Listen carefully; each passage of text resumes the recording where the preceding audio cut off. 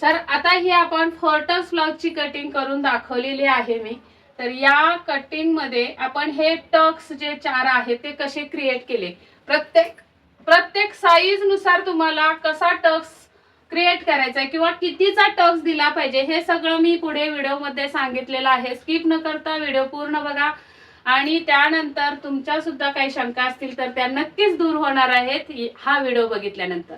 तर चला स्किप न करता नक्की व्हिडिओ हा बघा। नमस्कार, मी गीता फॅशन या चॅनल मध्ये आपल्या सर्वांचं खूप स्वागत आहे। तर आजची कमेंट आपली विद्याताईंची असणार आहे, विद्या नवले त्या ताईंचं नाव आहे।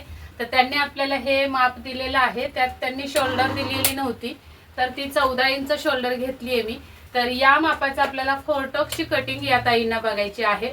तर चला वेळ न लावता आपण कटिंगला सुरुवात करूयात। पण त्या अगोदर एक विनंती आहे, तुम्ही जर आज नवीनच चॅनलला भेट दिली असेल तर नक्की सबस्क्राइब करून ठेवा, कारण तुमच्या सुद्धा उपयोगी येणारा हा चॅनल आहे। कारण खूप महत्त्वाच्या टिप्स देत मी कटिंग दाखवत असते तुम्हाला, आणि तुम्ही सुद्धा तुमचे काय क्वेरीज असेल किंवा काय अडचण येत असेल कटिंग मध्ये तर तुम्ही नक्कीच मला कमेंट मधून विचारू शकता आणि नेक्स्ट व्हिडिओ तुमच्या कमेंट वरती सुद्धा आपण बनवू शकतो। चला तर मग, आणि व्हिडिओ आवडल्यावर लाईक करायला अजिबात विसरू नका आणि शेअर पण भरपूर करायचं आहे, कारण आपल्यासारख्या भरपूर माता भगिनी घरातून ब्लाऊज शिवत असतात, बाहेर क्लास करायला त्यांना जमत नाही, तर त्यांनाही आपल्या या व्हिडिओचा उपयोग होईल म्हणून शेअर करायला पण विसरू नका।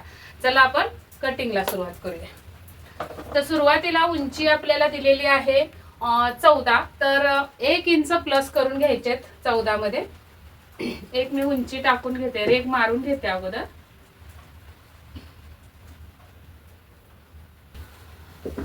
तर इथे बघा आपण एक रेषा ओढून घेतलेली आहे, त्यावर आपण उंची टाकून घेऊयात अगोदर। आता 14 इंच उंची टाकून घ्यायचे।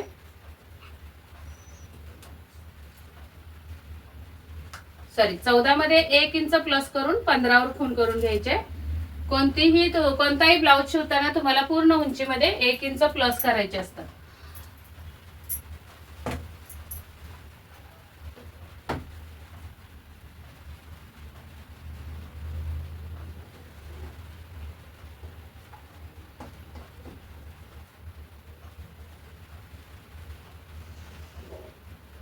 आता या आपण रेघा ओढून घेतल्यात, उंचीवरती 1 आणि खाली 1। तर या खालच्या रेघेवर कंबर टाकायची आणि वरच्या रेघेवर आपल्याला शोल्डरचं माप टाकायचंय। आता पाठीमागचा गळा किती आहे तो बघायचा अगोदर सर्वात पहिले मापावर। तर हा गळा 10 इंचाचा आहे, तर 10.5 वर खूण करायचे आणि दुसरी खूण आपली इथे किती येणार आहे, तर डीप नेक आहे म्हणून 5.5 वर। इथे पण आपल्याला काटकोनामध्येच रेघ ओढून घ्यायचे।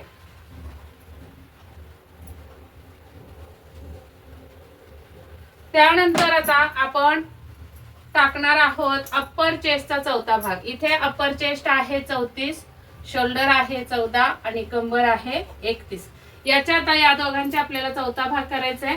पहिला सुरुवातीला शोल्डरचा निम्मा करून घ्यायचा आहे, कारण डबल फोल्ड असतो आपला पेपर किंवा कापड। तर इथं येतं 7, त्यातून 2 इंच वजा करायचे, 5 आले। इथं सुद्धा 5 वर 1 खूण करायचे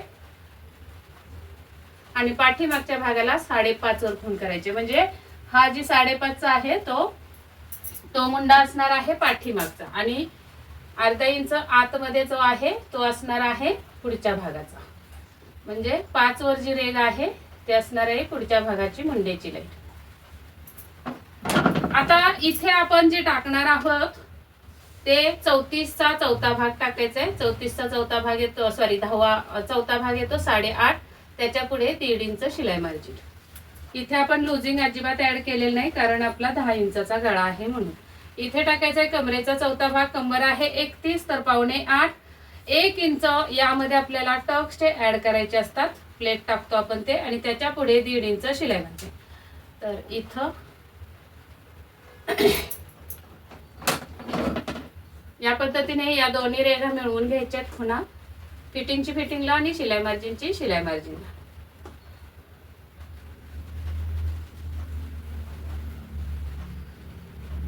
आता हे आपलं झालेलं आहे बेसिक ड्राफ्ट। यामध्ये आपल्याला मुंड्याची लाईन द्यायची आहे, सॉरी मुंड्याचा आकार द्यायचा आहे। तर तो कसा द्यायचा ते पण बघून घ्यायचंय। तर इथून हा मुंड्याच्या उंचीचा हाफ करून घ्यायचा. 5.5चा हाफ येतो 2.25. दोन्हीवर मध्य काढून घेतलेला आहे. इथून हा मुंड्याची लाईन आपल्याला अशी लावायची आहे आणि अगोदर पाठीमागचा मुंडा ऍडजस्ट करून घ्यायचा आणि मगच आपल्याला पुढच्या मुंड्याची पण उंची समजेल. तर मुंडा आहे पूर्ण 16चे निम्मे 8 येतात, प्लस पाऊण आपल्याला लुजिंग ऍड करायचं आहे. तर 8.25चा हा मुंडा भरला पाहिजे.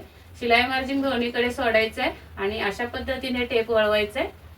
तर हा मुंडा भरतोय आपला 8.5. पाव इंच कमी पडतोय तर मी पाव इंच खाली वाढवून घेणार आहे. अशा पद्धतीने आता परत एकदा मोजून बघूयात.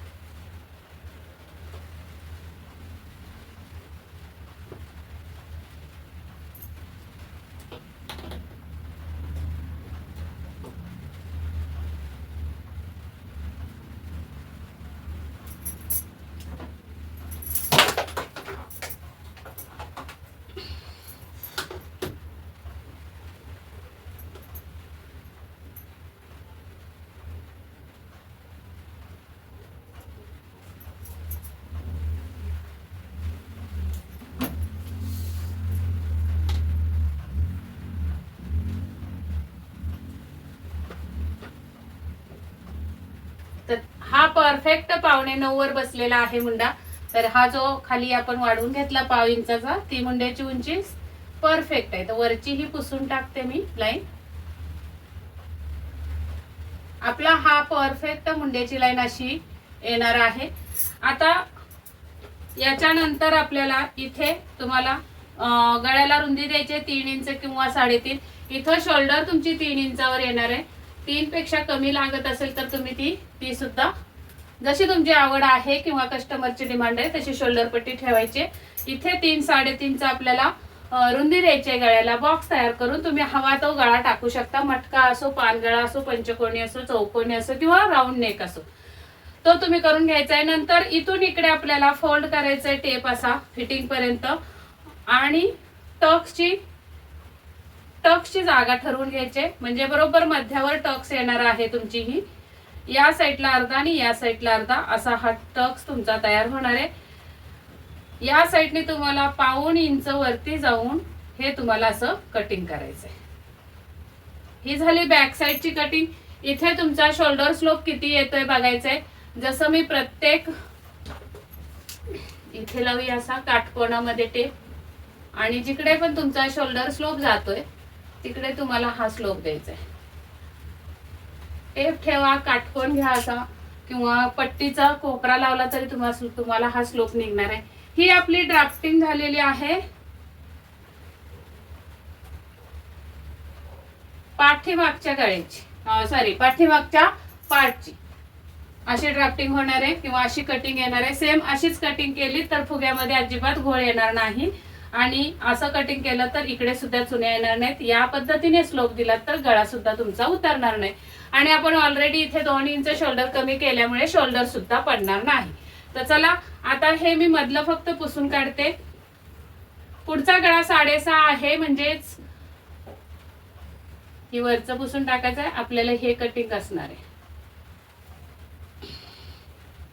आहे तसा तुम्ही छापून घ्यायचा आहे. दुसरीकडे कागद हा पाठीमागचा कट करून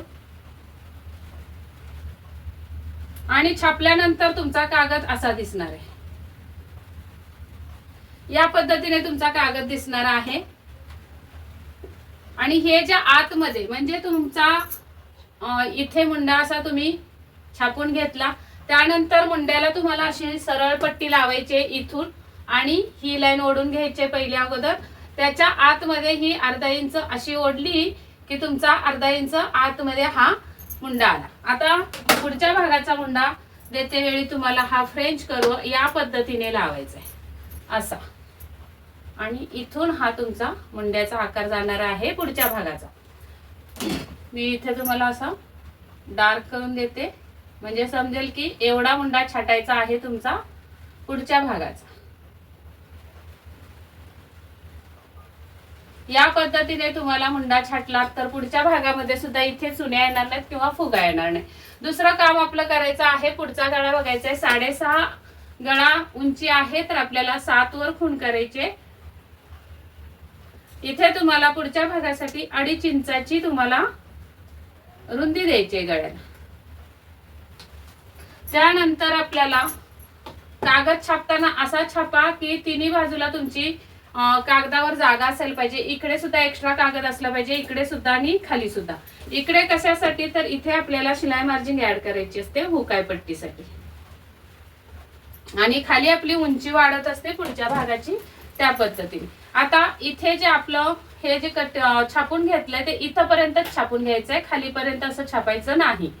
बॅक साईडचा कागद आपल्याला असा इथपर्यंत छापायचा आहे. आता इथे आपल्याला पुढच्या भागाला टक्स तयार करायचे आहेत.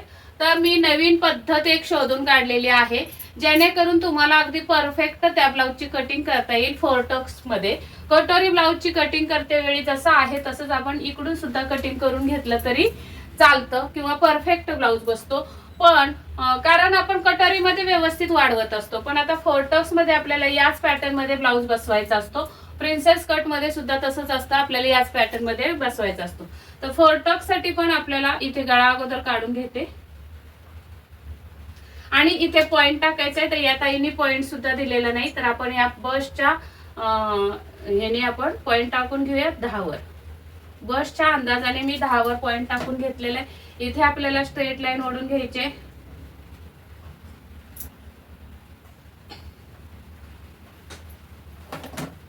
आता इथे बघा तुम्हाला फुल बस्ट आहे 35, तर 35 चा चौथा भाग येतो 8.25,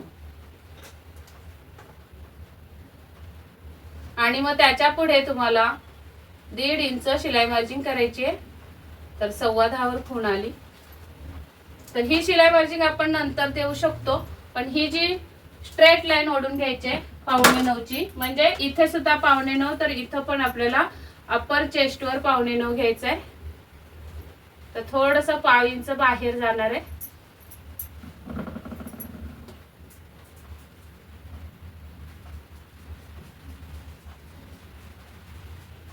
या पद्धतीने त्याच्या पुढे 1.5 इंच ही शिलाई मार्जिन.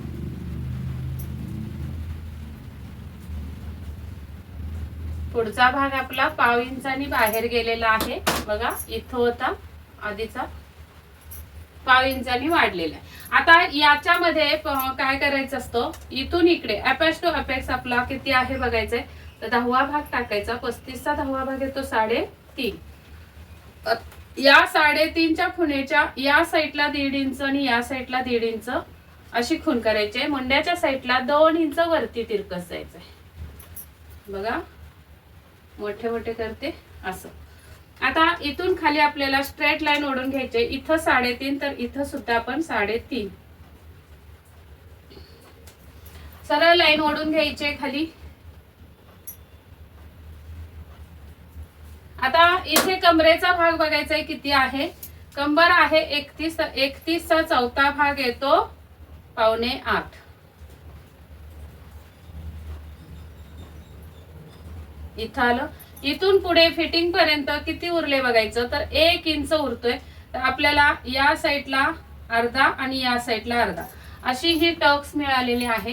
प्रत्येक साईज नुसार तुमची टक्स बदलत जाणार आहे.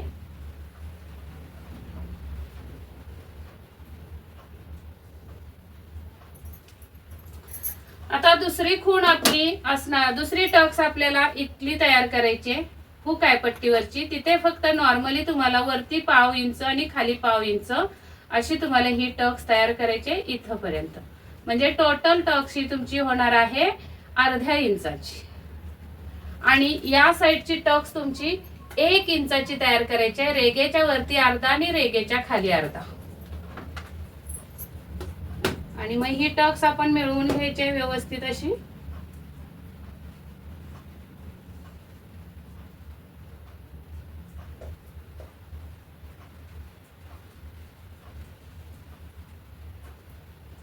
या पद्धतीने हा टक्स इथले 3 तयार झालेले आहेत.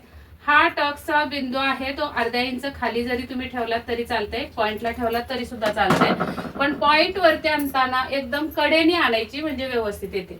इथे आपण मध्यावर रेघ ओढून घेऊयात अगोदर या टक्सची. आता हा टक्स कसा तयार करायचा बघा. हा टक्स नॉर्मली इथे अंतर किती उरलंय ते बघायचं. म्हणजे अपर चेस्टचा हा पॉइंट आहे आपला, त्याच्या पुढे हा फुल बसचा पॉइंट आपण सरळ उभा वरती दिला, तर इथे अंतर किती आलं बघायचं.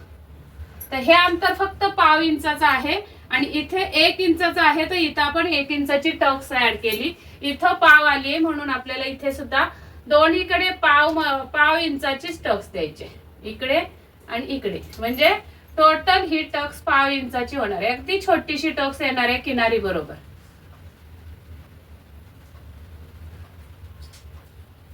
या पद्धतीने तुम्हाला ही टक्स थोडी अशी बाहेर न्यायची.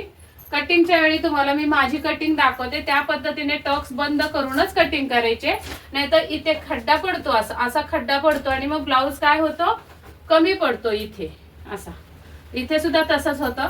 तर तुम्हाला हे टक्स असे बंद करायचे, मिटवायचे अगोदर कागदावर आणि मग ती कटिंग बाहेर न करायचे, म्हणजे स्ट्रेट लाईन मध्ये कटिंग येणार आहे. अशी ही 4 टक्स ब्लाऊजची कटिंग झाली. आता यामध्ये तुम्हाला विदाऊट क्रॉस पट्टी असेल तर अशी कटिंग होणार आहे. तुमची प्लस क्रॉस पट्टी असेल, क्रॉस पट्टी तुम्हाला त्यामध्ये ऍड करायची असेल तर तुम्हाला काय करायचंय बघा. इथून खाली राऊंड वरती माप टाकायचंय. राऊंड किती आहे तर आता 35चा राऊंड. आता इथून आपण हा राऊंड कसा काढायचा, राऊंडचं माप दिलेलं नाही, तर 3.5 10वा भाग आला तर 2.5 येणार आहे इथून टक्सची उंची यांची. तर 2.5 वर खूण करूया. खाली किती जागा उरली बघूया. तर 2.25. या साईडला सुद्धा 2.25 आणि इकडे सुद्धा 2.25. पण आता आपल्याला इकडे क्रॉस पट्टीसाठी 1 इंच वरती जात असतो आपण. तर अगोदर ही 2.25 इंचाची जी खूण आली ती आपल्याला एकसारखी सगळीकडे मिळवून घ्यायची, म्हणजे रेघ ओढून घ्यायचे इथं. आणि हा मग 1 इंचाचा आकार आहे तो आपल्याला इथे मिळवायचा आहे. अशा पद्धतीने तुमची ही कटिंग होणार आहे. नंतर तुम्हाला ही क्रॉस पट्टी बाजूला काढून घेतल्यानंतर हा जो पार्ट म्हणजे बघा इथे 1 इंचाचा जो टक्स आहे तो तुम्हाला इथे सुद्धा 1 इंचावरच ठेवायचा आहे. म्हणजे असा स्ट्रेट लाईन कट करायची आहे ही अशी. आणि मग इथून तुमचं हे थोडासा टक्स असा वाढणार आहे 1 इंचाचा. म्हणजे टोटल इथे 1 इंच करून घ्यायचे टक्सला. या पद्धतीने तुम्ही जर परफेक्ट कटिंग केली तर ही कटिंग तुम्हाला खूप छान बसणार आहे. आता क्रॉस पट्टी तुम्हाला इथे जे निघालेला आहे टक्स तो काय करायचा आहे, एका साईडला कट करायचा आणि हा पार्ट इथं पर्यंत आणून असा चिटकवून एकच क्रॉस पट्टी तयार करून घ्यायची पट्टीची. म्हणजे हा पार्ट इथे कट करायचं कात्रीने आणि हा पार्ट इथं पर्यंत आणून असा जोडून टाकायचा आहे फेविकॉलनी किंवा चिकटपट्टीने. तुमची ही क्रॉस पट्टी तयार होणार आहे. अशा पद्धतीने ही कटिंग तुम्हाला पूर्ण दाखवलेली आहे मी.